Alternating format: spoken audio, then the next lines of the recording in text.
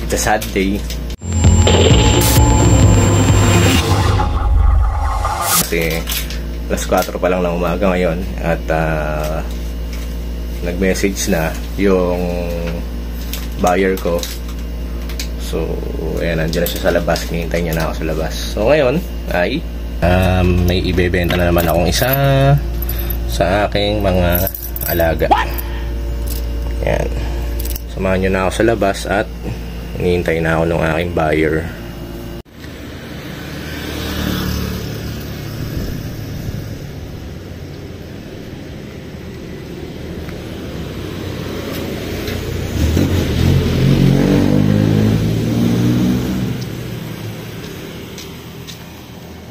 So, ayun nga guys, ito na yung aking ibebenta.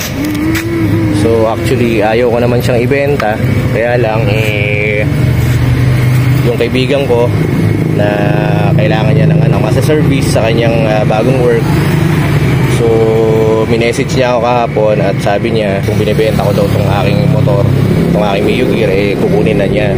Sabi ko naman sa kanya, hindi ko naman siya actually binibenta, kaya lang since kilala ko naman siya at alam ko namang maalaga siya sa motor, so kinonsider ko na din na bigay sa kanya. So ito yon, yung aking Yamaha Mio Gear. Alam niyo naman na napaka importante sa akin itong motor na to kasi ito yung actually nagpa-monetize ng channel ko. Na ready ko na lahat yung mga papers. Nandiyan na yung ORCR niya. Tsaka yung deed of sale, nandiyan na din. Actually, hindi ko pa nga nadidikit yung sticker 001 kasi as you know, ako yung tayo ng grupo ng Mio Gear Club of the Philippines. Alam ko naman na mapupunta sa mabuting kamay itong aking Mio Gear. So, 2021 ko siya nabili. Umabot din siya sa akin ng 2 years mahigit. Ayan, at meron siyang 16,000 plus kilometers. Kita nyo naman, for over 2 years ay naalagaan ko naman yung motor. Wala naman siyang mga major issues. May gas-gas lang siya dito. Pero so far, everything is okay naman.